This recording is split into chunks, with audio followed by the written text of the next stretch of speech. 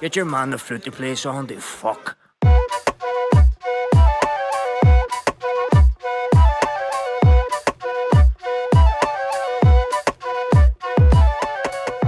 Which everyone, Kojima Toshi, and welcome back to episode number 139 of the Inline G Flute Podcast. I have went and sought out another great guest for you lot. You honestly don't know how lucky you have it in this podcast. I'm telling you, where else would you get it? Now, as a bit of a background to this week's episode, I had left the UK in the year 2015, the same year that the Chineke Orchestra popped up. Now, I say popped up, they burst onto the orchestral scene in the UK and in Europe. They were the first professional orchestra in Europe to be made up of a majority of black and ethnically diverse musicians. And they really did take the scene by storm. They just blew up, especially over those first few years when they had that collaboration, or the start of that collaboration with the cello player, Sheku Kanamason. They were huge, man. They were playing, and the problems were doing all this. So I've wanted to talk about them for a very long time. I think the project and the orchestra is fascinating for so many reasons. And then I thought, you know what? I'm going to ask about and see if I can find out who's been tooting the flute with that orchestra, and maybe they'll come on and chat to me. Now, they have a roster of musicians that they change depending on the project, but every time I asked someone about this, the same name kept coming back to me, like, you have to get this person on. So today's guest is the superb flute player, Meera Maharaj. Now, I wanted to chat to Meera mainly about the Chineke Orchestra, but this quickly became a chat about diversity and representation and outreach and so many other things. So much so that at some point Meera had to keep me on track by saying, we haven't actually talked about the Chineke Orchestra yet. She had to keep me between the hedges there at the end. This is a particularly great episode as well for the flute players out there who are maybe looking to fall in love with the instrument all over again through some gorgeous new repertoire that you didn't know existed, but you do now, thanks to us. So, before we get to that, regular listeners of the Inline G podcast, you know what's coming up for the next minute or so. You can skip ahead. But if you're new around here, if this is your first time listening to the podcast, please just give me your ears for a minute or two. The Inline G podcast is free, and it will always be free. That is a fucking guarantee, boy. But if you wish to donate to the podcast, you can now do so through the Patreon. On the screen now is the address, and for the audio listeners, it is patreon.com/the Inline G Flute Podcast. You can see the link in the bio. Listen, lads, I do everything around here for this podcast. You get an episode every single Friday for the last 139 weeks. I'm there come rain nor shine. I'm like the postman. I always deliver. And I do everything around here on my own. Audio production, video production, graphic design, marketing, clipping, you name it, I do it all. It's a huge amount of work and I adore doing it. It is one of the best, if not the best, creative project I've ever had in my life. I adore making this podcast for you lot. There are no sponsors on Inline G and there never will be. Well, yet I haven't found an appropriate one. Because they always say, oh, you can't talk about politics, you can't swear, you can't mention this, you can't mention that. They want to have some degree of creative control. Fuck that, they're not getting it, okay? So, I have a Patreon. This podcast is the biggest flute podcast in the world, and it is 100% listener funded. That is by you. This is so rock and roll. So this is how it works. It costs €5 a month. You can sign up on Patreon. You can actually just sign up and unsubscribe immediately if you just want to give me a one-off. Think of it this way. You get 4 episodes a month of this podcast. If you think after that month, if I saw Gareth in a pub, I'd buy him a pint to say thank you for that, do it that way. You wouldn't even get a pint for a £5 these days. Where are we living? What year is it? Pints for a £5. I wish. I've had wet dreams about that. So if you want to do that, please go and sign up. It makes a huge, huge difference. If you can afford to support it, this is the definition of a small independent podcast. Your money is going straight into an artist's pocket. You're supporting me for the art I want to make. It's amazing if you can afford it. If you can't afford it, it's grand. Don't worry. Someone else is paying so that you can listen for free. It is a system based on kindness and on soundness. Lastly, also, I need to start plugging this. If you want to help me out without spending a penny, go and follow me on social media, Instagram, Inline G Flute, TikTok, Facebook if you have to, I suppose. But more importantly, wherever you're listening right now, give it a review, give the podcast a 5-star review, like the video, comment, just engage or tell a friend about it. Do things that cost nothing but make a huge difference to this podcast. I'm 8 reviews off 100 on Spotify. I would love a couple more on there. Go and help me out. Thank you very much, guys. All the best. So, here is this week's Inline G Flute Podcast with the wonderful Meera Maharaj. Well, where did it start for you? Where did you start getting interested in these different composers and these different works and diversification and all this stuff? Yeah, definitely. I think as a chamber musician, obviously, like if you play an orchestra, you got to play the dots in front of you. You know, you're Yeah. not doing that programming. So having the freedom to choose your own programs pretty much all the time as a chamber musician, definitely, it kind of invites you to discover new repertoire, and you can kind of theme programs. So yeah, I guess it was kind of through that. Yeah, I was talking about my flute guitar duo. We've got this album coming out, and it Yeah. was definitely at the forefront of our minds when we were thinking what we're going to record for this album. That we really wanted to kind of highlight a wide range of composers, ethnicities, backgrounds. Mm-hmm. So the album's going to be called Notes from the Living Room. So this Okay. idea of like a metaphorical living room, but like spanning all across the globe. So to explain that a little bit, we've got some really amazing rep. We've recorded new arrangements of these songs by William Grant Still, which currently exist in a flute piano version. But we've arranged What's them the for flute composer's name guitar. again? What's the William composer's Grant Still, Grant Still. Okay. African American. He was known as the dean of African American composers. In fact, like his output was absolutely huge. This is what I mean. Okay. There's so much out there. You just gotta dig around a bit.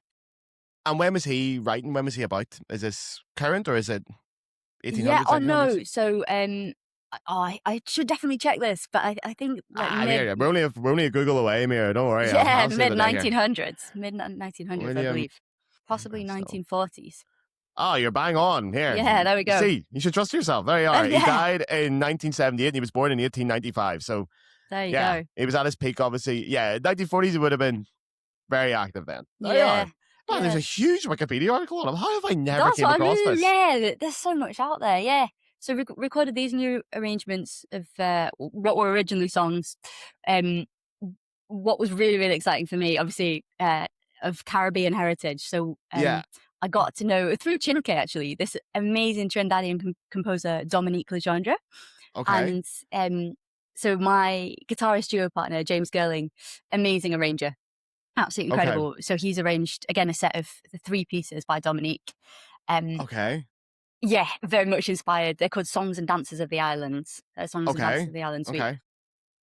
Yeah, so that was really important for us to get on the album. And What similarly, can you describe them a little bit musically? What's going on with them? What can you expect? What kind of yeah, flavor do they have? definitely. So these 3 kind of relatively short movements. One's called Begin, which is a dance from Martinique. Cool. Okay. Which is a really fun one. It's got all kinds of like stomping and like body percussion, for want of a better word. Oh yeah. It's got all that stuff. Oh man, I love that. Yeah. I'm big into that stuff. Yeah. It's really fun. We'll talk about that, but yeah. Definitely, yeah. So that's one movement, and then there's a movement called "You Know One Joseph Kiba," which is based on Trinidadian folk song. You can actually find it on Spotify. There are these field recordings.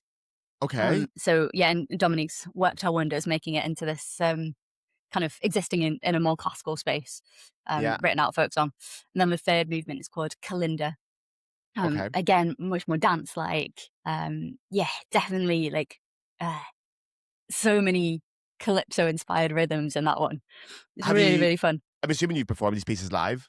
Definitely, yeah. We've and been how's the reaction been to them? Yeah, people really enjoy it. Again, yeah. I think just because like they wouldn't necessarily be used to it in a more classical recital. That's it as well. They, like I think the recital format, you're expecting so much formality with it and so much, and you're expecting a certain type of music and a certain way of doing it. And when you bring these different vibes and rhythms, and especially when you're doing percussive things or dancing, it could be so fun to just watch the reaction of the room to that, because it's not what they're expecting, and it is so much fun. I love playing with that. It's really fun. Yeah. A similar piece for that that also features on the album is this piece, Animal Banter by Ellen Alberga, British Jamaican composer. Again, Chineke has played quite a bit of her music. And that's actually a piece featuring double bass. Interesting one for flute players. So that's flute, guitar, and bass. Oh wow! Okay. Yeah. So I think particularly those 2 Caribbean female composers at that. You know, there's like that's kind of an extra element to it. It was really, really important for us to feature women writing amazing music and at that of Caribbean heritage. Yeah. So we've got all that kind of stuff going on. And then we've also recorded Takemitsu, Toward the Sea. Again, that's a lot more well-known in the context of flute yes, music. definitely more well known, but it's still in the sort of core repertoire, the central repertoire. It's still on the outskirts a little bit. It's still not super often performed or recorded. That's it. I think so. I love the alto flute. That's another of my big passions. Really? I think it's kind of taking the alto flute out of this space where it can only exist in overtly contemporary music to a space where it can be a beautiful lyrical instrument in its own right. I mean, if it's played well, especially, it's so chill. It's got this beautiful, warm tone to it that I do really enjoy. Yeah, I hate playing it. Really? I don't know. I don't know, man. It just feels so like big and clumsy and heavy to me. And I grew up in the flute band thing in Ireland where like alto flutes, bass flutes, contrabass flutes, subcontrabass, we had all of them. And I always hated being relegated down to them because it's always arrangements of like, Rossini overtures or von Suppe overtures, and you just play like boom, boom, boom, boom, boom. So in my head, the alto flute is firmly locked into boom, boom, boom, boom. That's kind of what I mean. Take it out of that.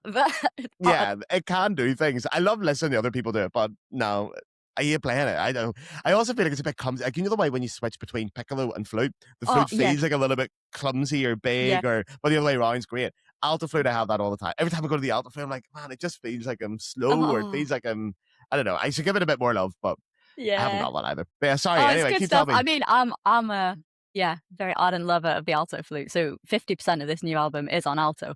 Which again was, which is half the record. That's awesome. Flying the flag for low flutes.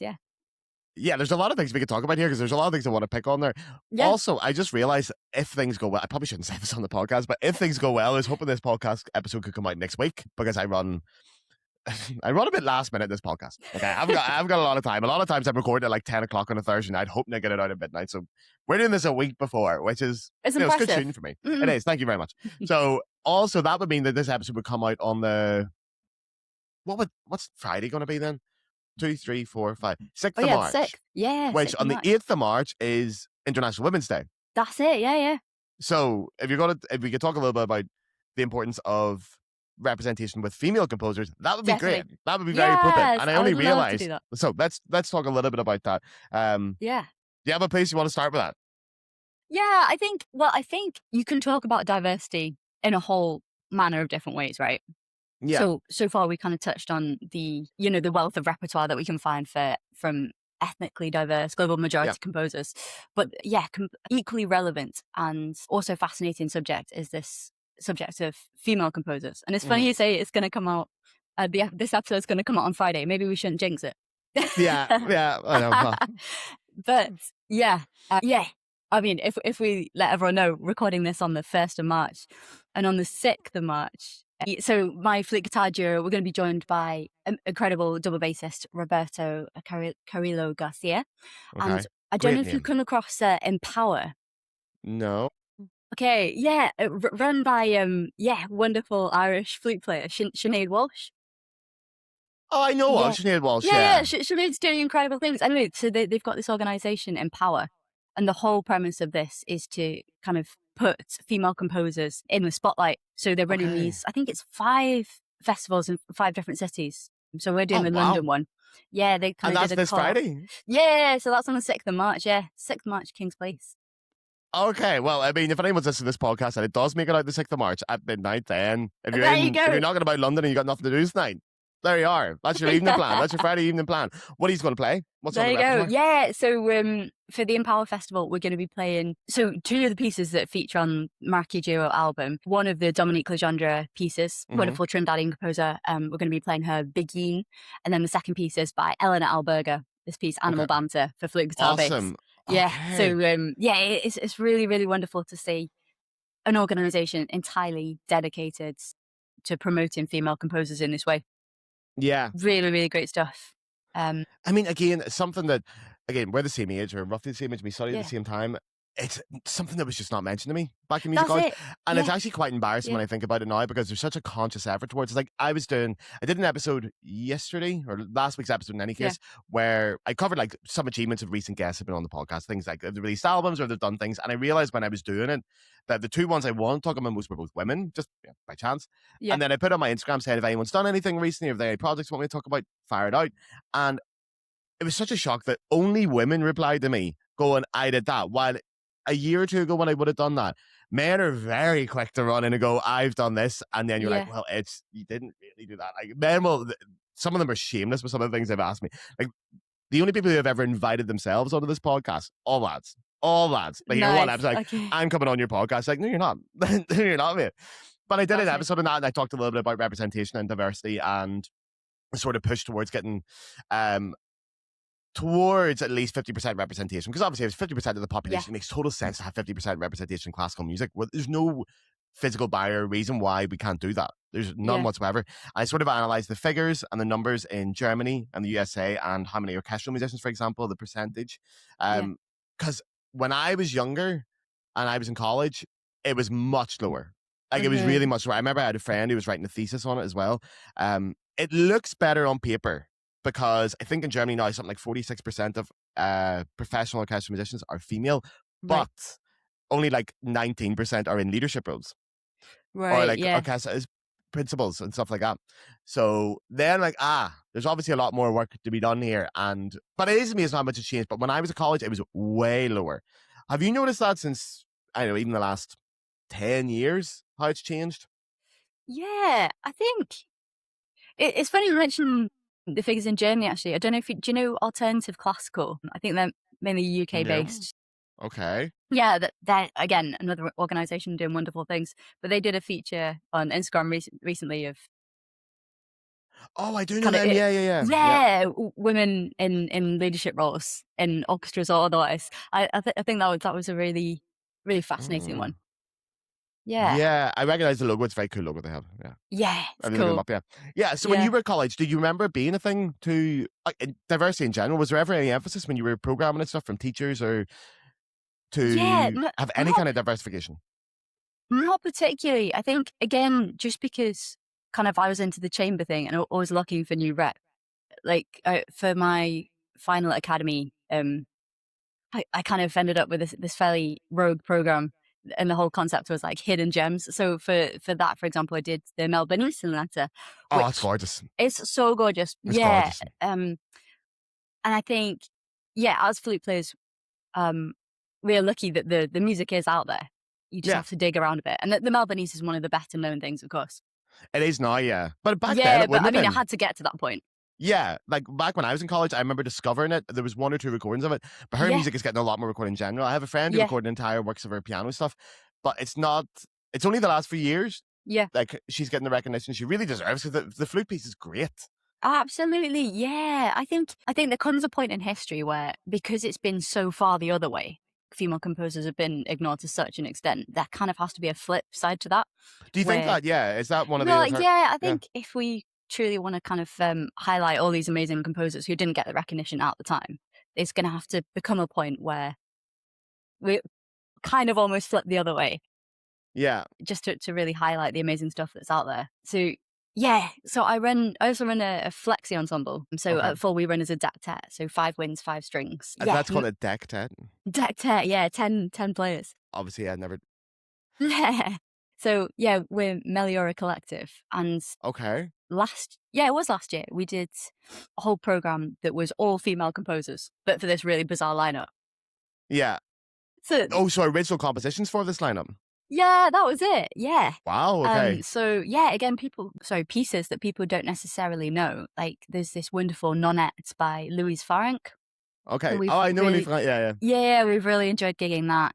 The piece that was actually written for Chineke Chamber Ensemble, but with the composer's permission, really enjoyed gigging that one over the years. Again for Nonette. And that's by this wonderful composer of Aboriginal heritage, Deborah Cheetham. Yeah, and people are just fascinated to hear this music.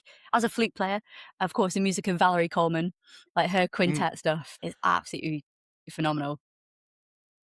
Can I ask you actually just quickly, when you were saying about your recital program for your last your end of your recital, was it your last recital of Royal Northern? So for Royal Academy, yeah. It feels funny to reference that because, I mean, like, the majority of my work now is as a recitalist. But I think, just because it wasn't really being done in a conservatoire space, it kind of felt more important to bring it exactly. into that sphere. How did the reaction go with that? Yeah, I think, obviously, flute players love the Melbourne Sonata. But for that to be kind of a featured Exactly, yeah. piece. That's kind of what I'm getting at. To not for this music to be kind of a second thought, or we'll play the big French repertoire that we all know and love by male composers, and then as an afterthought, maybe we'll chuck in some music by a woman. Well, that's where it gets into the territory of tokenism, which is something we do have to be a little bit careful of. Yeah. So I think that's why it was particularly fun, kind of gigging this program entirely comprising of female composers. Yeah. Yeah, with the collective. That was a really fun one. Yeah. Have you ever had I don't want to say pushback to it, but have you ever had any problems with the putting this kind of music on? Has anyone ever complained about it or said you shouldn't be doing this, or Yeah, I think any kind of negative perception? It's been kind of a nice mixture. So we played for some really progressive series and festivals where they actively want that. But the flip side of that, because I do a lot of recitals for kind of music clubs and societies, and I understand it, particularly in this climate. They want bums on seats. So if you're not playing music where people have heard of the composer, like if you're not playing as flute players, kind of Bach, more well-known composers in that sphere, they understandably might be less inclined to a whole recital of female composers. But this is when you can be clever about it. So, for example, sometimes with the collective, the second half will be a piece by Brahms, but then in the first half we'll have all kinds of interesting repertoire, maybe including pieces by Valerie Coleman, Faring. You can sneak it in there. Yeah, and then often that'll be the yeah, exactly. They'll come away and they'll be like, yeah, the Brahms was good, but I really enjoyed that piece by that female composer I've never heard of. Matt, the amount of times I've done that in a concert, the amount of times I've walked out and going, I'm going for Beethoven 9, but in the first half I've got something I've never heard of. I'm like, man, that was class, actually. That was the best bit of the concert. That happens all the time. I'm a big fan of, sometimes it doesn't work, but most of the time it works very well. Yeah. It's a great idea to do that. I feel like we shouldn't have to do that either, because I would love to find a way to sort of, I don't know how you view this about promoting recitals that don't have the standard rep or rep that we know at all, because people do just want, it's kind of like, it's the comfort of going and hearing the pieces you know well. Like, it's kind of like when you're listening to your own music and when you listen to pop music. Sometimes you want to discover new music. Sometimes you just want to be comfortable. But it's, what are we trying to sell them? How do you convince people to say, come to a recital, pay your money. You've heard of none of the composers. You have no idea what we're going to play, but I promise you're going to have a good time. Yeah, that's it. I think a good example of a group who's doing that really well. I don't know if you know Kaleidoscope Chamber Collective. I know of them, UK based. Yeah, they're brilliant at that. And I think they're kind of a classic example of, if you build up a reputation over a number of years, people then trust your programming. Yeah. So you can, get to a point where, of course, you can play Beethoven, you can play Brahms, you can play Bach. Yeah. But you could get to a point where you don't have to. And people would come along and they'd be like, oh, we know these guys. We trust what they're going to do. That's all music. Like, there's so many artists where my favorite artists, whatever they release, I want to go and buy because I want to find out what they're doing. And I feel like in classical music, there's so many flute players, so many performers that I don't care what they're playing. If they're in town and I can go see them, I don't care anything. I just want to hear them. And I think these days I'm more inclined to go for the performer than I am the composer. Because if I want to just listen to a certain piece of music, I'll listen to a recording. For sure, I don't really need to go and see that live. And I don't want to be disappointed live by hearing one of my favorites played in a way I don't want to hear it. I'd rather just go see my favorite performer. So I think that's maybe the way to sell, is go, listen, you know what I'm going to bring you. Just trust me. Come along. You have a good time. That's sell it. Yeah. I think sometimes we have too much pressure or too much importance. Almost this, putting them a little bit on a pedestal, these great composers. People are coming to see the composers. You're like, well, you're not. You're coming to see a mixture of the composer and the performer. And it doesn't always have to be Bach. It doesn't always Bach's great. We all love it, but it doesn't always have to be Bach. Yeah. Agreed. Do you think there's enough being done at the minute to diversify program in like the main institutions? Obviously, there's a lot of places doing this on the side, like not on the side, but like founding their own institutions, their own ensembles, their own performance and stuff. But in the more typical classical ones, the conservatoires, the major orchestras, is there enough being done these days, or do you think there could be more done? I think there can always be more that's being done, but particularly in recent times, there's been a real shift that I've seen, at least, definitely in the colleges and into the orchestras as well. There can always be more to be done, and particularly with programming. But I think we have definitely seen that shift, both in programming female composers and global majority composers. Yeah. So I think we're getting there. But this stuff takes time. And yeah, it also for audiences, kind of what we were saying about, like, you discover something new. You might go for Beethoven 9, as you say, but then discover something fascinating that you've never heard of. Yeah. It takes a while for all that to filter through, where people are Yeah. comfortable with that. Yeah.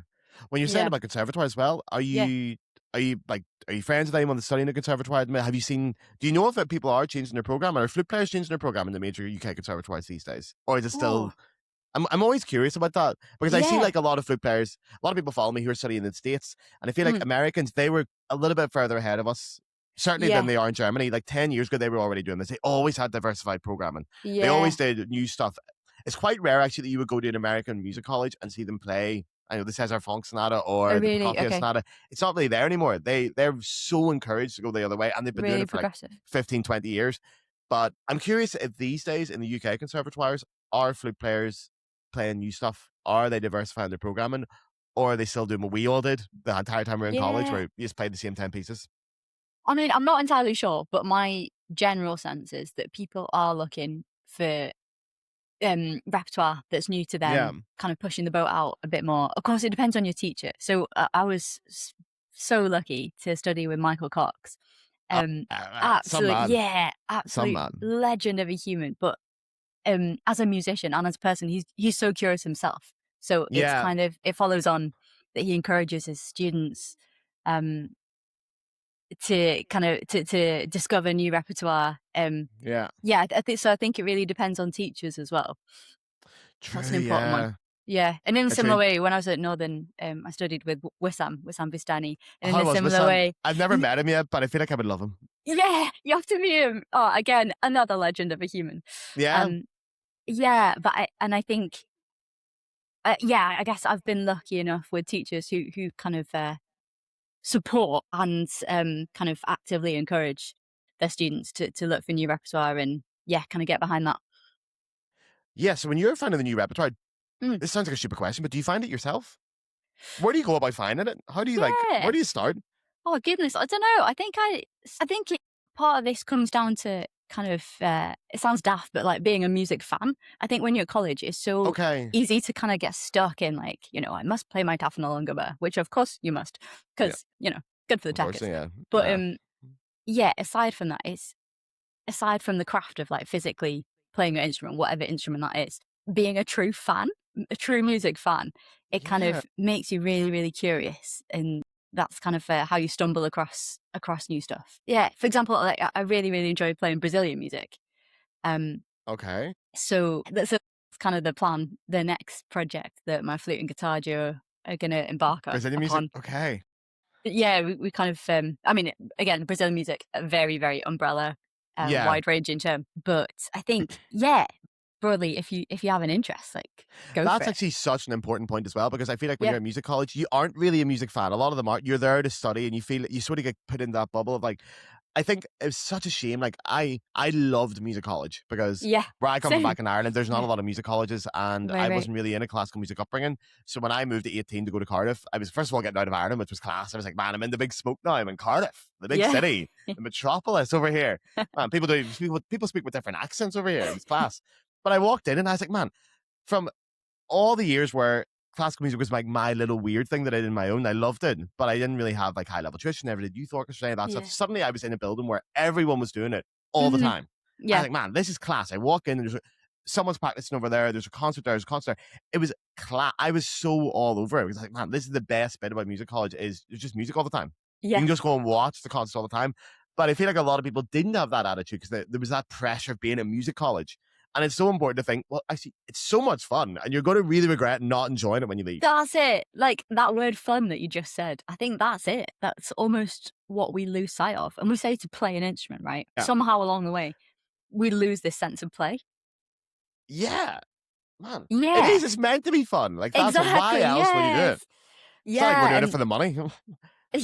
Well, It's not the kind of industry you should be getting involved in if you don't have fun in it, because that's the best Mhm. thing about it. It's great crack. fun and play. Yeah. And kind of linked to what we've been talking about, that definitely extends to what you play, Yeah.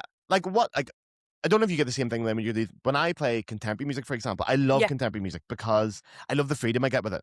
I love when there's a fresh piece from a composer that no one's played yet, no one's tried to interpret, there's no recordings, and I don't have any pressure. I can just go, I can do whatever I want. And also, if I do something wrong or I play it wrong, nobody's going to know. Nobody knows what this piece is. This is great. The pressure just comes totally off me.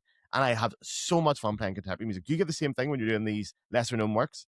Absolutely, yeah. And even in contemporary music, so I've been really fortunate to work with this incredible Brazilian composer, Rafael Marino Ocaro, and he wrote a suite for my flute guitar duo called A Noche Rio Preto. And it is one of my favorite pieces of chamber music, like hands down. It's just this absolute gem. So it's very kind of Brazilian folk inspired, but like mixed with contemporary classical, for want of a better word, kind of extended techniques. But the result is just this incredible, slightly bonkers, slightly off the wall, but still kind of relatable 4-movement piece. Yeah, it's great. See, all the time you're talking about these different projects you're doing and the different composers you're working with. One theme I'm picking up a lot in is you know them and you're working with them. And I feel that's maybe a little bit of a secret as well, is to go out and meet people, especially when you're in music college or you're in those circles, you've got the chance to do this, because that's how you're going to find the music. Yeah, and I was chatting about this with someone the other day, but like playing with your mates as well, it's a huge thing. And of course, like that can happen in orchestra. And I would say, so Chineke Orchestra is a particularly special project because everyone is friends. Like it's not just work. So I think that's an extra level to it. But even like, in the context of chamber music projects, all these different kind of things, like making music with your mates is just, it's the best thing. It's class.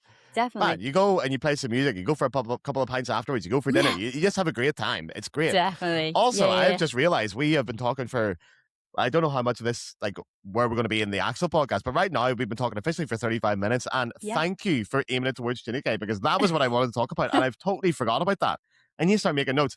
Chineke Orchestra, let's please talk about them. Tell me everything about them. I'm sure people are familiar with them, but can you tell people who aren't a little bit about them? Definitely. So Chineke Orchestra was founded in 2015, remains the first ethnically diverse orchestra in Europe. Of course, you've got amazing projects going on in the States, like Sphinx organization, all these kind of things. But in terms of in Europe, Chineke Orchestra has been huge up until this point. I first gigged with them back in 2017. Okay. Yeah, kind of over the years. So, I was explaining that no one has fixed positions, which that's also a really nice thing. Like you're always playing with different people, meeting new people. Yeah, a lot of really special friends in that orchestra. But first gig in 2017. Kind of since then, actually mainly after the pandemic. Yeah, since then, been on European tours, been over to the States. I played at the Proms, Chineke Chamber Ensemble. Like we've been to Paris. That's right, they played at the Proms. I saw the videos of that. Yeah, have they done the Proms once, or how many times have they done it? Oh, I think I'm not sure which year was the first prom actually, but it's been kind of an annual. Oh, really? It's every year now, yeah. Yeah, because I saw videos really of it. It was class. I think it was last year. I think it was last year. Do you know where I found it all out? Our common, like our link in common. I have a couple of friends in common apparently, but Esther Williams. I studied with her at college, and then I've just been following her career. I haven't seen Esther in person in like 11 years. Like I left college at 22. I left Royal Welsh Way. I haven't seen her in person, but I've had her on Instagram the entire time, and I just watch her do all these things. I'm like, man, that is class. And then I see the orchestra, and then I'm like, man, this orchestra looks amazing. And then I go watch them, and it's all through her. But I saw the Proms performance. It was so good. Do you remember how you got approached for your first gig? Like how you got in contact with you, or how did they find you, or what? Yeah, so that was actually through Wissam. Oh, right, okay. Yeah. Again, go back to this thing of like who you know and the people you meet along the way. So that was how that initial connection came about. Okay, and what's the? I don't want to say the word criteria, but is there a criteria for being able to play in the orchestra? Yeah. Like it's I mean, of course, as I was but, explaining, it's an ethnically diverse orchestra, and I mean, as you might guess, I'm of mixed heritage. Yeah. So, it's a real kind of mix of heritages and cultures in that orchestra. Oh, that must be so important. Like representation is so important, as we're saying, for people coming up, like seeing people on stage and thinking, I could do that. Yeah. Exactly. So that's Chineke is doing absolutely sterling work on that front. Also, it must be so much fun to meet these people, because it's always fun when you meet people with different heritages and from different parts of the world. It's always fun. It's always a good time. Definitely. While I feel like when you play in professional orchestras, I don't want to complain too much about this. I do still want to keep my career. But when I play with professional orchestras, sometimes I'm like, man, the people can be so fucking boring. Yeah. I'm like, man, it's so like I'm having the same conversations with the same people. They all went to the same schools and they have the same education and the same Right. accents. And I'm like, man, I cannot have this conversation again. While I look at that orchestra, even when I see Esther's posts about it and stuff, I'm like, that Yeah. looks fun. That looks like a good Absolutely. time. Yeah. And as I was saying, everyone genuinely, like there are so many strong friendships within that orchestra, and I think That's a great. big part of that is due to the culture of the orchestra itself. Yeah. So when was it? Yeah, it was 2 years. Yeah, almost 2 years ago now. We were lucky enough to do the Valerie Coleman Concerto, Phenomenal Women. So yeah, this is kind of a nice link of the topics we've been discussing. So Well done. yeah, 5 female soloists playing with Chineke, and that was absolutely top, incredible. Did you do it? Yeah. So it's wind quintet. Yeah. There are 5 movements, but each instrument kind of has a solo movement, if you like. Okay. Yeah. Is there a recording of it? Yeah, it has been recorded. Not with Chineke actually, but because Valerie Coleman, she no longer plays with him, but kind of started off with Armani Winds over in the States. So it was originally written for them. But yeah, just kind of incredible experiences like that over the years. Man, that is so cool. Yeah, you kind of develop these bonds. Yeah, well, that's it. And as we said, playing with your mates is the best thing in the world as well. It looks like a fun orchestra. When you even watch the videos of it, it looks like people are having fun, which is so important. It's so important. Yeah. Something I was going to say there. Oh, yeah. With all the different heritages and places people come from, can you give me some places where people do come from that you've met in the orchestra? I want to see like how far about. Oh goodness, honestly everywhere. So I have to go about this. So obviously a lot of people in that orchestra are based in the UK, but also all across Europe, and for specific projects in particular. Yeah, we've got to know lots of lovely Americans as well. Okay. So that's been wonderful. So obviously, a lot of African Americans. Yeah. On those projects where we've met folks from the States. Yeah, within the kind of British contingent. Yeah, a lot of British Caribbeans. Yeah. In the orchestra. Honestly, people from all over, like Middle Eastern heritage, everywhere really, everywhere. And then obviously if all these people are playing music with that, they're probably taking inspiration from their own musical heritage, and they're probably interested in that at least of their own heritage, and then they bring it together and you get these lovely mix of styles. Definitely. While you're still playing classical instruments. Yeah. Like, even as a flute, man, there must be so much things that you can do with a flute. Like, there's flutes in every country. Not every country, but as far as I'm aware, most cultures have some form of flute in their ethnic music. I was thinking about this, right? Because, and the flute, along with like percussion, it is the oldest instrument. Yeah. And that's why I think, if we pivot back to kind of the programming side of things and kind of in a less orchestral context. But as flute players, we're so lucky because if you think about it, we've got so many links because I suppose what we've been talking about so far, highlighting African-American composers writing chamber music, but then we've got the strong Japanese influence, particularly contemporary music. Yeah. You get this kind of shakuhachi influence. So that the flute's kind of like predisposed, I suppose, to living in that kind of sphere. Latin American, I mean, do you know Marco Granados? Yes. Yeah. Incredible Venezuelan flute player. I mean, again, in a slightly more classical sphere, you only have to look that far to see, like, the flute is just in his hands, and, particularly Venezuela, but Latin America more generally, the flute is such an important instrument, and the way they play, I mean, like, their top octave stuff is insane. But you know what it is when they play as well? Like, I remember a Cuban trio came to college when I was in Moscow. I wish I could remember the name of them. I feel like they had a flute player. Maybe I'm making that up. I know the double bass player was actually Irish. Oh, yeah. Yeah, they did have a flute player. What was his name, man? Okay, this is like literally 14 years ago, so it's up there somewhere. There's an open tab at the back of my brain. But anyway, they came, and I remember the one thing, because the guy was playing a bohem system flute, like a classical flute. But I remember everyone thinking, like, it looked like so much fun, and he looked like he was having fun. I mean, you see Latin American players play, they're having a wheel of a time on stage. Exactly. You get a little bit jealous. You're like, man, I wish I was from Latin America. I wish I could do that. But you can. That's the thing. You could just go and do this music. You don't have to be Latin American to play Latin American music. Go and do it. That's the thing, yeah. And then kind of, like, but particularly like in Brazil, so they play like a much smaller flute. But then again, you can play that on bohem system flute. You just got to like take the inspiration. Yeah.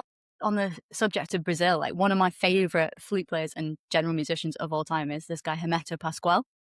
Okay. Sadly, passed away really recently, but he was an absolute giant of a musician. Okay. Yeah, he was kind of hailed by Miles Davis. It's like the next great thing. But multi-instrumentalist, but incredible flute player. So there's just a wealth of stuff by him out there. Okay, what kind of music then? Yeah, so he was renowned as a jazz musician, but with like a heavy Brazilian influence, I'd say. But yeah, I guess even on the subject of, if you're thinking in a jazz context, going back to the diversity thing, I mean, that is African American music, you know? Yeah. And then the flute being used in that context. So if you think about all those kind of worlds that the flute can live in, we're so lucky. We're kind of... we are, but we don't do it, which is such a shame. Because I feel like so many classical musicians in general, it's something I've always struggled with, of being a classical musician, but because you look at any other type of music, nobody does that. Nobody pigeonholes himself into one specific genre and goes, I'm going to stay here. And it's a shame with classical music, because we are technically able to do so many things, especially if you've studied at a high level. You can play anything, really. Right. Technically, there's nothing beyond. You can go and do it, but we don't. We stick with these little things. And I used to be so jealous, for example, when I was at college, of like going to house parties and having, you know, that guy playing a guitar. Yeah. I'm like, man, I've got a degree in music and I couldn't do that. And I was so jealous. Like, man, he's just having fun and playing. But in classical music, we're so like pigeoned in to be like, no, you have to do this. And our music has a time and a place and an audience. And it's not just to play whenever you want. But the flute, you can do whatever you want on it. You can go and have fun. Yeah. Why not? I mean, you've trained it. You can do anything. Yeah, I try my best to kind of avoid slipping into that world too much. So I think even if like I'm doing a flute piano recital with my duo, we'll often finish the concert with like a few jazz standards. Try and keep my improvising chops going, you know. I think there's no reason not to, you know. And that goes down a bomb, I'm sure. People love that. That's the thing. Yeah, they're really fun programs. Like, start with some Handel and then somehow end up. But then also, like, that makes total sense, because if you're playing loads of if I was watching a Handel concert, beautiful, incredible music, but you are a bit emotionally drained after a lot of that music. It's heavy to listen to sometimes. And you just have a nice bit of jazz afterwards. Like, oh, man, this is great. Yeah, like having a little drink after dinner. It's like, oh, this is lovely. Yeah, being like as versatile as possible. Because as you say, people are doing that across all other genres. We're the only ones that don't. Yeah, as I say, we don't want to pigeonhole ourselves in that way. Do you find it benefits your classical playing when you've done this other music, coming back to classical standards? Yeah, definitely. I think, and just in terms of keeping open-minded, and then, you know, you might come back to kind of the standard flute repertoire that you played a million times, but seeing it in quite a different way. Yeah, what do you like? What do you notice? Because I'm so curious about this, because I played a lot of Irish music when I was in college, and it changed my perspective on music so much. Nice. So much. I think the biggest thing for me was I had a little folk band when I was at Royal Welsh, and we just played like pubs and clubs at the weekend. I hadn't done a lot of Irish trad music before, to be fair, before, but I just started doing it, and it was the thing of like performing music for a room and realizing it doesn't have to be stressful. Like, nobody cares. Like, I used to be so stressed by memorizing the sets, making sure I got the right notes down. And then you realize when you're in an Irish pub on Paddy's Day for like 55 drunk Irish people and you play a wrong note, nobody cares. Nobody gives a shit. Nobody's ever went, excuse me, that's actually an F sharp. And no, nobody cares. But it gave me that feeling of being comfortable on stage and connecting with music and being like, that's the core of this is that. I know there's this whole thing about the performance of classical music and the heaviness of it and the appropriateness, but at the end of the day, you're just playing tunes. That's it. And I think just to kind of take a bit of a step left here, I do a lot of work in schools and outreach work. Outreach stuff, yeah. And exactly what you're saying. I think taking this idea of like music having to be perfect and, you know, like existing in this little box, taking it into a space where you can like directly communicate with people. Like, I do a lot of work in special needs settings. Yeah. Like care homes for people with dementia. It's I think it kind of reminds you why we're doing it and what music's all about. So that's the flip side of it. Kind of. That's a very good point as well, actually. Yeah, the audience, because I feel like that's where you go. You can kind of forget about it in a weird way. Yeah, you do, because that's the kind of concert as well where you do that and you see the direct influence music can have on someone and how important it is. Because I'm not gonna lie, again, I don't want to shoot myself in the foot here with my career, but there is times where I'm doing classical recitals and I look out to the audience and I'm like, I don't know, man, this feels like a lot of you are here just because it looks cool or it's the right thing that you are. It's an image thing. You've paid a lot of money. And like, you aren't really having that much fun, really. Yeah. And it's a bit of a shame, but then you do these kind of concerts like, oh, I feel the direct influence of doing music, which is the reason we do it. Yeah. But then like that, I definitely find I translate that into my other work. Okay. I feel like it all influences each other in a really beautiful way. Yeah. Yeah, definitely. Awesome. Oh, man. I love all that. So, flute repertoire. Let's talk about that a little bit because I'm sure there's lots of people listening now going, she plays the flute. There's lots of good things. What would you recommend for people to, if someone's listening right now who's maybe in music college or just got out and they're looking to play a new tune and they want to diversify the rep, where to start, where to look? Have you got anything to recommend? Yeah. Even have you got anything you've played in the last year, apart from ones you've mentioned so far, anything you've played in the last few years, you went, that's class. People should be doing that more. Yeah. Goodness, that's such a broad question, isn't it? There's a lot going on. There was one actually I listened to just before we started recording because I was doing a little bit of last minute research, and there was a video by, I am not even going to try and say the person's name, but I can't remember. It was a Slovenian composer, a sonatine, was there, a sonata by a Slovenian composer? Oh, yeah, was that the Putziha? Yeah. Yeah. So that's gorgeous. So I have a funny story about that, right? So I first came across that piece at one of the British Flute Society conventions. So I'd have been like 11 or 12. I wasn't a particularly cool kid. So I'm just there like geeking out on this. I don't believe that for a second, Meera. Anyway, go to this recital. I think, I can't remember who it would have been now who was gigging it. But yeah, I remember thinking, oh, I've got to play that. Obviously, I was not good enough technically at the time because it's quite a gnarly piece. It is, So yeah, bought the music, like came back to it years later. But then even in the last year, we've been programming it in recitals, and it's just, I love that piece so much. Like it's just so kind of joyful. It's such a sunshiny piece. Yeah. Yeah. And there's no reason really cool for that not to be part of the rep. Definitely. There's no reason for that. Like, it's a beautiful piece of music. It's well structured. It's well written for the flute. It's technically challenged. It ticks all the boxes for music college. It should be there. That's it. I definitely say, from a flutey point of view, Valerie Coleman has written some incredible stuff. And I think it kind of definitely for, if you're talking about in a college context or even just generally in a programming context, there's more lyrical stuff, more kind of technical. So you can still tick the box of, this is like a technically impressive kind of show off the flute kind of piece. Yeah. So yeah, she's got some great stuff out there. Okay, that's a great one as well. Anything else we can recommend? No, because I'm learning now. I'm like, that's the thing. Like, because like this stuff is just like normal for me. I don't really think of it as like. See, that's it as well. Because when you go so far into it, you do forget about it. Like, people don't have that attitude towards it. Yeah. But like, for example, sorry, I keep talking. By the way, if you have to be away for a certain time, please let me know. Oh no, all good. I will have to cut this down because I feel like there's more things I want to ask you. But I don't know if you ever found this, but there was a certain period in my life where after graduating from music college, I just couldn't listen to the flute anymore. I didn't want to go, like, if I heard, like, not obviously Emmanuel Bayou is incredible, but if Bayou is in the album, I used to be like waiting for it. It was like a new Arctic Monkeys album. I was like, man, I can't wait for this. Yeah. There was a period where it's like, I don't know if I want to hear more Beethoven. I don't know if I want to hear more Mozart on the flute. I'm kind of done with it. I fell out of love with it a little bit because it was the same rep over and over and over again. Yeah. When you start to diversify that rep, it gives such a fresh perspective. For me, it was Irish music. When I went down that rabbit hole of Irish trap music, it really opened up the flute for me again. Oh, amazing. And made me fall in love with it. But as you're saying, then the problem is, if you ask me like to name my favorite Irish flute players for Irish flute albums and stuff, I'm like, I don't know, I thought you guys all knew this. I thought we were all listening. You sort of forget that it's not. It's been there all the time.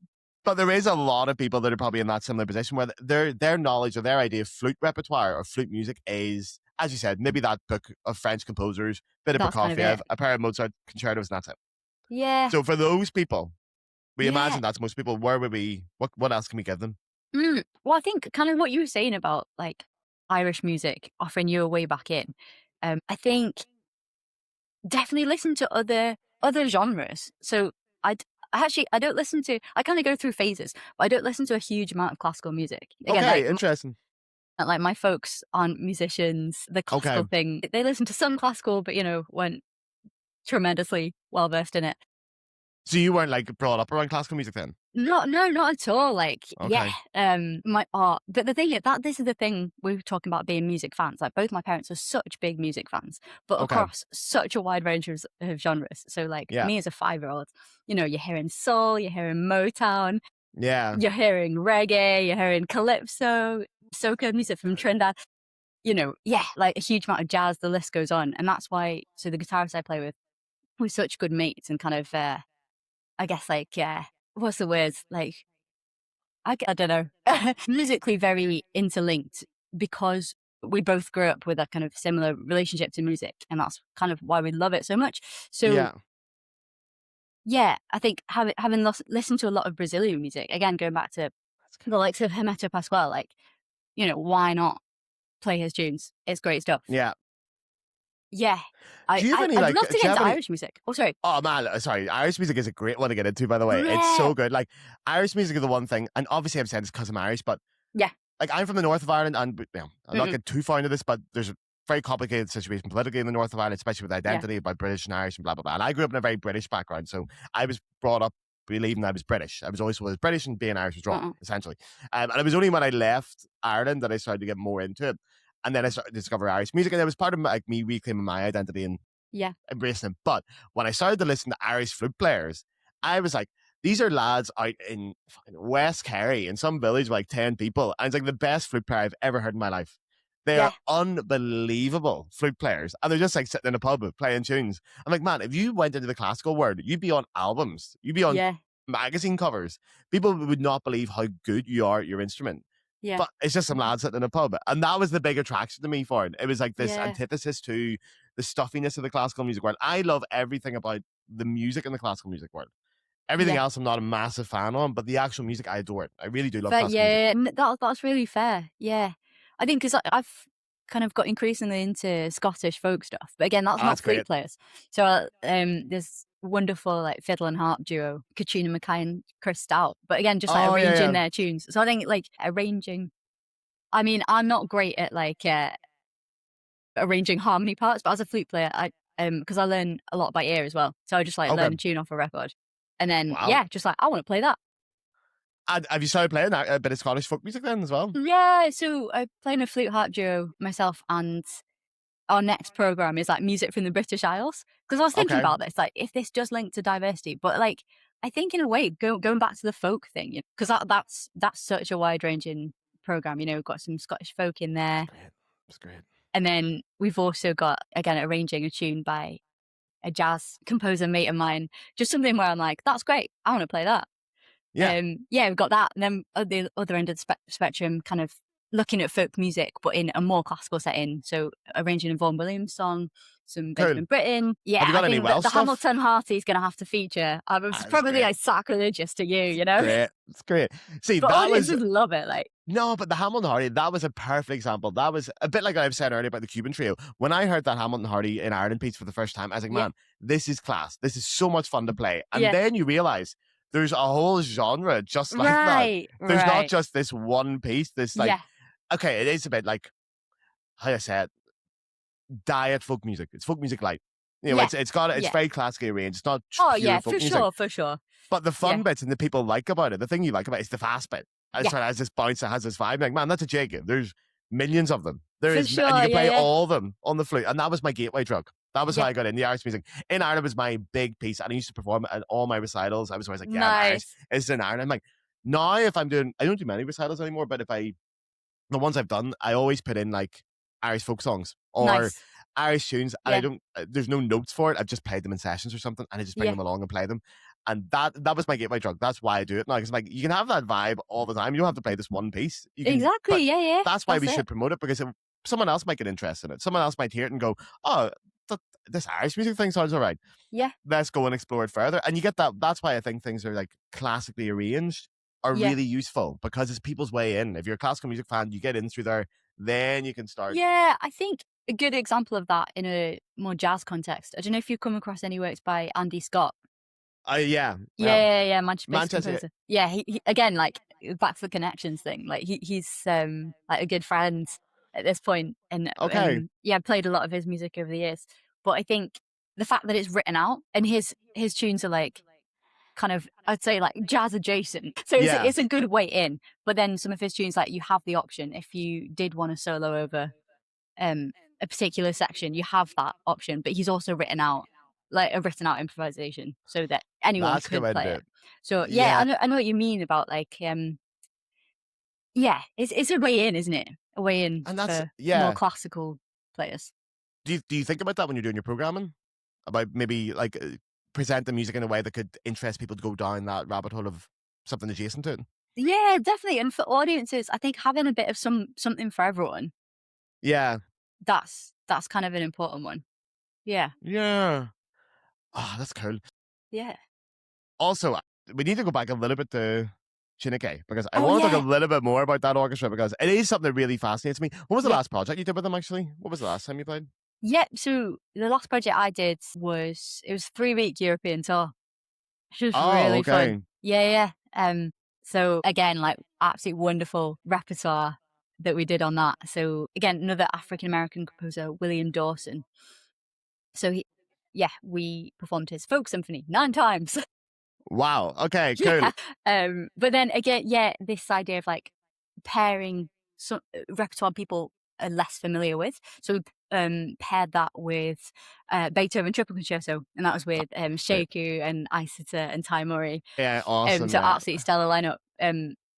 But yeah, that was a really good example of that kind of programming. Yeah. And when you guys played this more standard rep, yeah, I'm assuming you've played with other orchestras or in college orchestras or whatever. What's different about playing it with Chineke then? Does it feel different when you perform the standard rep with them? Definitely, yeah. So in Chineke, Beethoven is often programmed. Okay. And I think over that span of time, the orchestra kind of develops a bit of a musical voice with that repertoire. Okay. So I'd say that's definitely happened with the Beethoven symphonies. In what sense? What do you notice about it? I think just it's kind of an unspoken but shared approach to the music. Okay. That's been developed over that span of time. So yeah, I think that there's definitely something to be said for programming the greats alongside lesser known composers. Yeah. Because Chineke is resident orchestra at South Bank Centre. Yeah. So yeah, I guess it's like audience, like increasing your audience, inviting people in, being like, oh, we're doing this old thing, but we're also doing this new thing. Come and enjoy it. What kind of audiences do you guys get? Do you get the standard classical audience or do you get something a little bit different? Not really. Yeah, we call them Chineke audiences. Okay. So like this is quite a good example actually. So like, I'm sure this is the case in Germany, like clapping after movements is like a no-go. Whereas Chineke is completely normal. Like if we do a gig and people don't clap after movement, we're like, oh, did we do bad?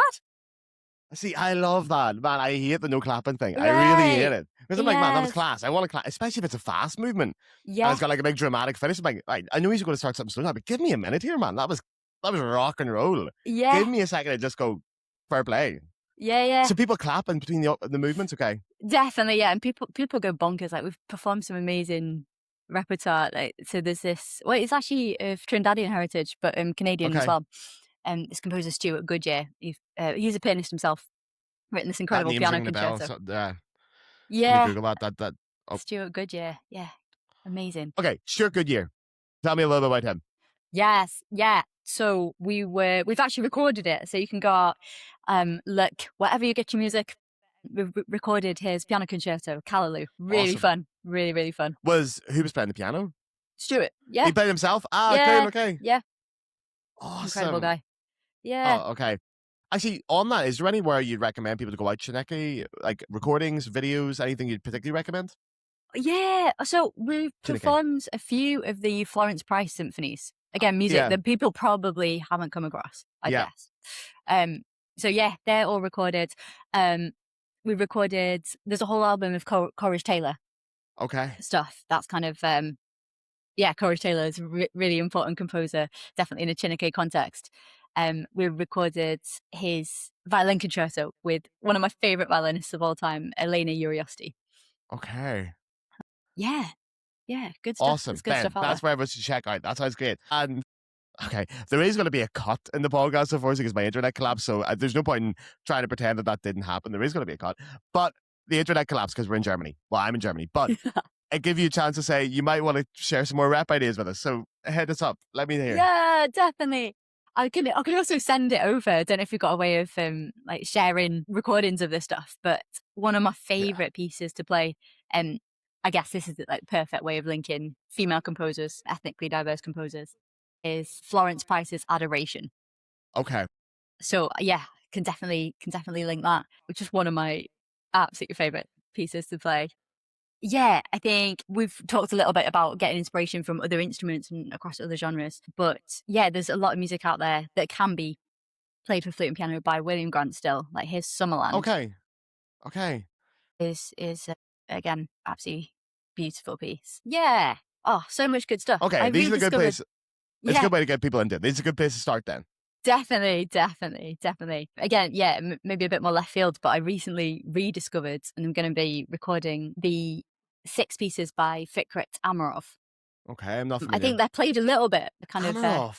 Yeah, people kind of dabble in the flute worlds, but yeah, they're really fun ones. Kind of, yeah. That again, name is classical folk. Yeah. Persian composer Fikret Amarov. Yeah, I've definitely came across. I feel like I came across that in music college at some point. Probably, yeah. I think it's just like rediscovering this stuff. Yeah, that's a good one as well. Actually, Yeah. it's a very good one.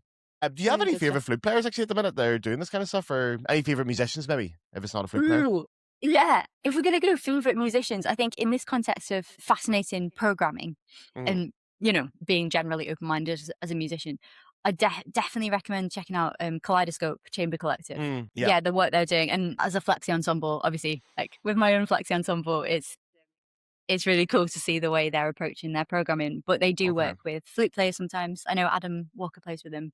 Cool. Okay. Sometimes, yeah. So yeah, I think they're doing really, really cool stuff. Flute players, oh my goodness. Yeah, speaking of Adam Walker. Do you know? Have you met Adam Walker, by the way? Yes, yeah. He I went to a class of his at Guildhall like 2 weeks ago or something. But I'd not seen him in a bit, so it was really nice to chat to him. Man, he came to Welsh College when I was there. Oh yeah. And he was in the LSO at the time. He was so young as well. And I remember everyone was just like, man, he's the coolest guy in the world. He's so came cool. in, he had like an ear piercing. He was so young and cool. I was like, man, who is this guy? He plays the flute. This guy, he's awesome. But I've never got to meet him since then. I've been dying to get him on the podcast. I know he's is he a fascinating guy. Doing a lot of stuff in Holland at the minute, isn't he? I think he's teaching in Switzerland, but living in Italy. Okay. Don't quote me. Could be wrong. I'll find him somewhere. Yeah. And then obviously, because I studied with Michael Cox and just, as a musician, as a person, absolute brain. I think a perfect example of someone who doesn't get stuck in flute land too much. Yeah. But just so open to styles and approaches. He's great. Thinking more generally as an artist. I'd say that's quite a key thing for me. Do you also think it helps if you maybe not even know the musician personally, but if you like them? Does it make you enjoy them more as a musician?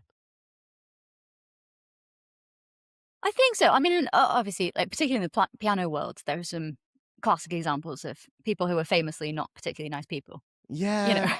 Played pretty well. I mean, okay. I know what you mean, yeah. Like, I mean, if I know someone personally, if it's my mates or if someone, I will instantly be much more amenable to enjoying their concerts. I want to enjoy them. While if I know someone and I don't like them as a person or they've done something I don't agree with, it's hard to enjoy the art because I'm like, oh, man.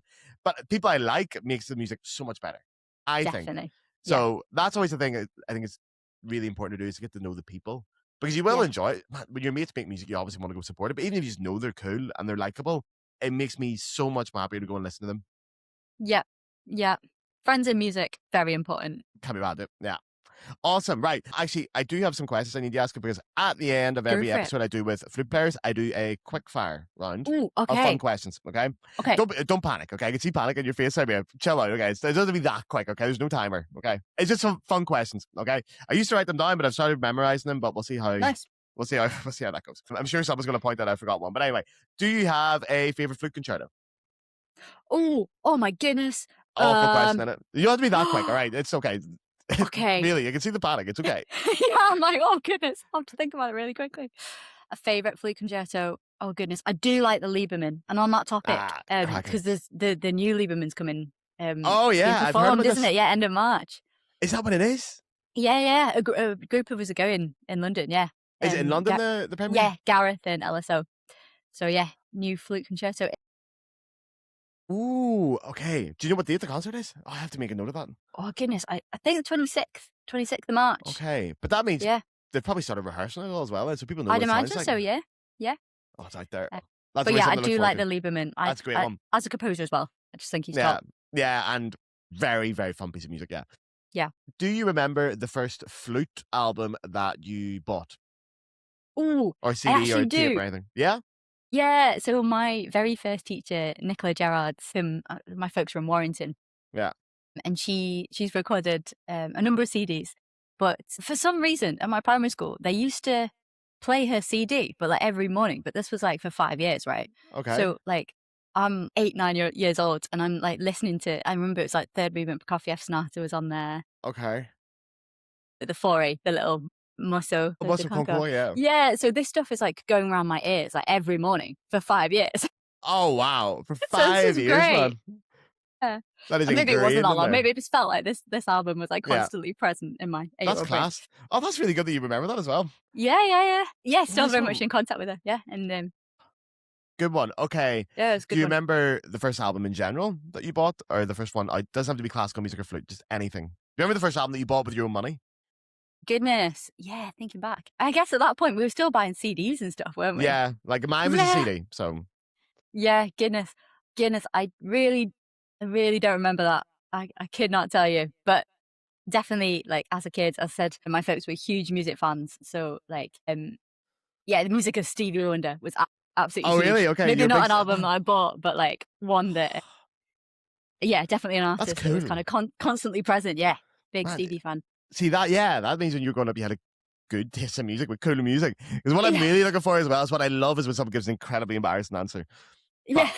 I want to hear like steps. I want to hear Oh, someone's first right. name is Steps. That's what I'm looking for. But who was it said Steps? I interviewed someone. Do you know who I think it Oh, yeah. was? I think I really need to start listening to my own podcast. Chelsea Tanner in America. Oh yeah. I interviewed her, and she was apparently, I think it was her, she was a Steps fan. I was like, I didn't know Steps got to America. Steps apparently No got way. to England. And apparently there was like a very specific time where Steps were big in like one city in America. And that was it. Right. I'm There just you Steps go. on the brain today. Okay. Well, yeah, if you could play any other instrument apart from the flute and be as good as you are in the flute Oof. directly, what would you switch to? Oh goodness me, that is a tricky one. I think it would be either the violin as like a single melody line adjacent Okay. instrument, just because they have so much cool repertoire. Yeah. Yeah. Or like piano. Like I know that I'm terrible at piano. I just can't do the 2-hand thing. I need my Yeah. 2 hands to be working towards the same goal. Yeah. But I think it's just so cool that like I'm often really jealous that we don't have that harmony Yeah. with us. I think just playing an instrument where it's kind of all encompassing, all Yeah. in the same instrument, that would be really cool. But alas, I was a terrible pianist. It was not to Really? be. Yeah. I know. Although the flip side of that is, I suppose we're obliged to go play with our mates. If you play the piano, if I played the piano, I don't think I'd ever play chamber music. I'd be like, nah, I can do this all on my own. Oh yeah. Forget you guys. Yeah. I only need myself, and it's not good for me that I do that. As a Yeah. flute, you Why, have what to would play you with other play? people. I can't play the piano. Oh no, but like, what instrument would you play? Oh, what would If I you- play? Yeah. I love the clarinet. Clarinet. Sucker for the clarinet. I just love it all. It sounds so fun. It sounds so bouncy Yeah. and ridiculous. It's a bit. I don't want to say it's stupid, but you know what I mean. Like I don't want to play serious clarinet. I want to play like Weber. I want to play all that fun stuff, Yeah. and like the bouncy Mozart bits and all that. You know the clarinet's like a second clarinet was like doody doody doody. I want to do all that. That Nice. sounds fun. Or the Okay. viola. Big man for the viola. Oh yeah. Beautiful instrument, but yeah, I feel like it's underappreciated. People say cello a lot. That's probably the Cello, most common yeah. answer. I Mm-mm. mean, when you hear a good cello player, especially, you're like, oh, yeah, That you is true. melt at the sound of it. But it's too common. I like your answer. Thank you. Very diverse. What was my next one? Oh, yeah, a new one I've added. If you had to do karaoke, what song would you sing? Oh goodness. Have you done karaoke? I'm not sure I ever have, I'm not sure I have. Yeah, Here, I that have is to get you a tough. karaoke bar. Oh yeah, right. Okay, we're gonna do it. Yeah, kind of linked to my early answer. Probably a Stevie song. I mean, Well, they're that's just a brave one. That's a yeah. brave one, though. You have to be actually able to Again, sing. yeah, that is true. Maybe I should have gone for something simpler. I mean, I don't Um, doubt you. Maybe you've got a beautiful voice. Maybe you're a great singer. Never heard you sing, so I don't know. Oh man, Stevie Wonder. Um, Which song would you do? oh god, yeah, that is a tricky one. I don't know. Isn't She Lovely is a good one for karaoke, Finn? I've heard that a few Yeah. times in karaoke. You want to go one of Isn't the she lovely? classics, don't you? That's a classic. Superstitious, You're the obviously, is sunshine in great. my life. I don't know. So many. Great one as So well. many.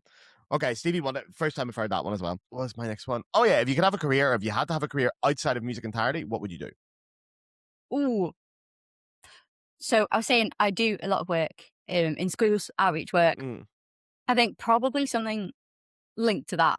Like, as I was explaining, I've kind of seen music as kind of a gateway to other things and communicating with people. Yeah. In that kind of way. So yeah, I think trying to kind of achieve the same thing. Yeah, particularly like working with younger children. I think that would be the way. I think. Great answer. Good answer. Yeah. 2 last questions. First of all, if you could have a drink with any musician, alive or dead, who would you have a drink with? It's a These hard one. questions are hard, I know. right? I used to send them to people in advance, but then they thought about it too much, and I didn't like that. They got no. Okay, yeah. They started giving answers they thought were cool, and I don't want that. I want the raw answer.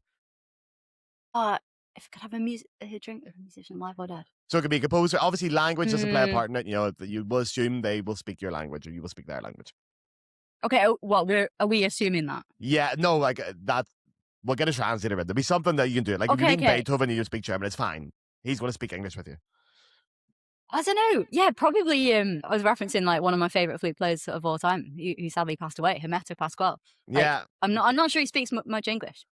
yeah, but you can speak about Portuguese with him. Be fine. Yeah. I think he was completely off his rocker in the most brilliant way, and I think he'd be fascinating. I'm gonna have to check this guy out. This sounds fascinating. Yeah, really Send cool. me, I'm gonna have to make a note. I'll send you some stuff. Yeah, please do. Yeah, because I'll put it on my story as well because I'm very curious about this. Good answer. And then, very last question: do you have a favorite drink, alcoholic or non-alcoholic? It can be anything, or you can get one for both. You can get whatever you like. Oh, that's class. What is my favorite drink? I mean, I am half Trinidadian, so I'm gonna have to say rum punch. You know, it's the classic. Of course, yeah. Yeah. Yeah, that's great. When you know, it's just when you're saying it, you've unlocked a memory there in me. I don't know.